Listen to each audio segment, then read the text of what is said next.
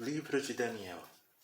Não é essa a grande Babilônia que eu edifiquei para a casa real, e com meu grandioso poder, e para a glória da minha majestade?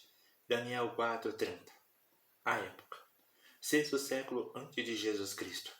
Perto de 130 anos se passaram desde que as 10 tribos do norte, o reino de Israel, foram levadas em cativeiro para a Síria em 597 a 586 a.C. Os caldeus cercaram Jerusalém e acabaram por se apoderar dela.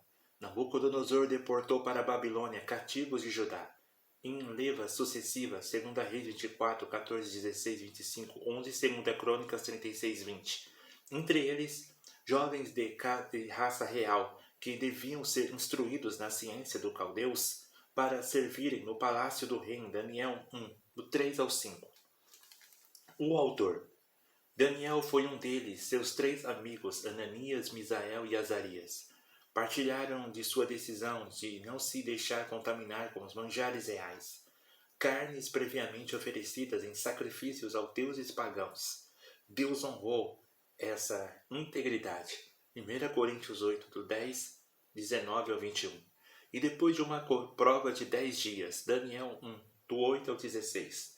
Os 4 jovens hebreus encontraram graça diante do administrador real, e depois de toda a corte, interrogados por Nabucodonosor, mostraram ter mais sabedoria que seus companheiros, submetidos ao regime das festividades reais. O rei admitiu-os ao seu serviço 1 ao 12. Mais tarde, ele lhe proporá a responsabilidade da província de Babilônia, em 2:49 e 3:30. Daniel concordará em ter as funções de primeiro-ministro do 2 ao 48, momentaneamente despojado sob Belsazar em 5:12. Ele voltou a esse cargo em 5:29, que conservou sobre a dominação persa durante os reinados de Dário e de Ciro, dos 6:3 e 28. Daniel foi, pois, um servo fiel, testemunhando de Deus junto aos mais poderosos monarcas de sua época, e isso durante os 70 anos do cativeiro de Judá, Nabucodonosor até Ciro. Os 6 primeiros capítulos. Se bem que a história e profecia sigam juntas nesse livro, ele se divide essencialmente em 2 seções, uma histórica e uma profética. Os capítulos do 1 ao 6 relatam o desenrolar dos fatos acontecidos de um reino ao outro. Nabucodonosor, capítulo 1 ao 4, Belsazar, no capítulo 5 e Dário, capítulo 6. Narrações admiráveis onde o profeta depende do seu Deus, em capítulo 1. Interpreta os sonhos do rei no capítulo 2 e 4 e transmite as mensagens do Todo-Poderoso aos soberanos temporais no capítulo 2, 4 e 5. Seus companheiros são lançados na fornalha ardente porque se recusaram a dobrar os joelhos ante a uma estátua de ouro. Capítulo 3. Daniel é lançado na cova dos leões por não quis dirigir súplicas senão ao Senhor. Capítulo 6. E nos 2 casos seus adversários tiveram que sofrer o castigo destinado a esses fiéis servos de Deus. Os 6 últimos capítulos. Daniel 7 retoma em outras formas o grande tema profético iniciado em Daniel 2, na interpretação do primeiro sonho de Nabucodonosor. Sob forma figurada, as 2 passagens anunciam a sucessão dos 4 impérios universais da antiguidade, abrangendo 10 séculos de história. Daniel 2. A cabeça de ouro, o peito de prata, o ventre de bronze, as pernas de ferro e de barro.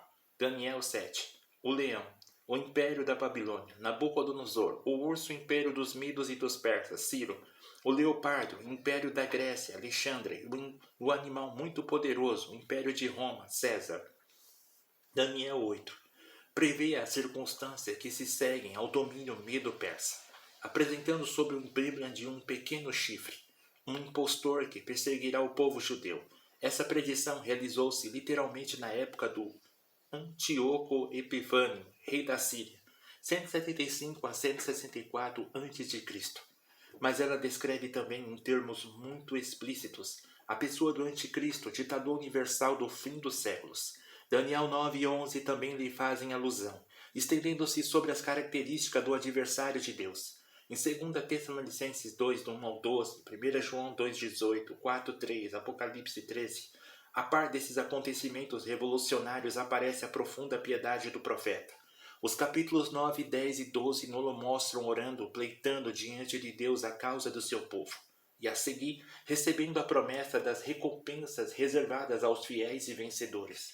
Capítulo 11, do 32 ao 35, 12 do 1 ao 3 e 9 ao 13. Daniel 9, profecia única na Bíblia. É a única passagem do Velho Testamento que permite prever com precisão da data da morte de Jesus Cristo.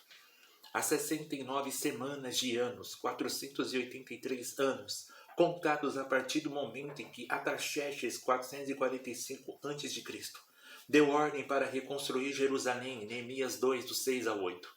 Terminam exatamente no ano da crucificação 29 depois de Cristo. Quanto à manifestação do Anticristo, correspondendo a 70 semana, pertence ainda ao futuro. A obra expiatória realizada no Calvário abriu, no calendário de Deus, uma época de graça para o mundo. Ela está como que interposta entre 69 a 70 semanas de anos de Daniel, 9 do 24 ao 27. Daniel era cativo dos caldeus e dos persas. 6 séculos mais tarde, um cativo, o apóstolo João, exilado de Patmos, Apocalipse do 1 ao 9, retomará no último livro da Bíblia o tema confiado ao profeta exilado na Babilônia. Não é, pois, sem razão que seu livro foi designado o Apocalipse do Velho Testamento. A autenticidade do livro. A extraordinária precisão com que Daniel prescreve o avanço dos acontecimentos políticos e militares sobrevindo ao quinto e ao segundo século antes de Cristo. Os capítulos 8 ao 9 e 11 levou certos críticos a atribuir essa profecia a um autor diferente, que teria vivido em uma época posterior. Um homem natural nunca pode admitir o milagre da inspiração, nem conceber o papel do Espírito Santo, inspirado os profetas a falarem da parte de Deus. Em 2 Pedro 1 ao 21, o próprio Senhor Jesus Cristo referiu-se explicitamente ao profeta Daniel em Mateus 24:15, conferindo uma autoridade divina inegável aos seus escritos. Sem necessitar, nós nos colocamos ao seu lado, aceitando sem reserva a paternidade de Daniel para o quinto livro profético do Velho Testamento. O cálculo é feito em anos em 360 dias, às quais convém acrescentar 8 anos devido à diferença em relação aos anos do calendário juliano.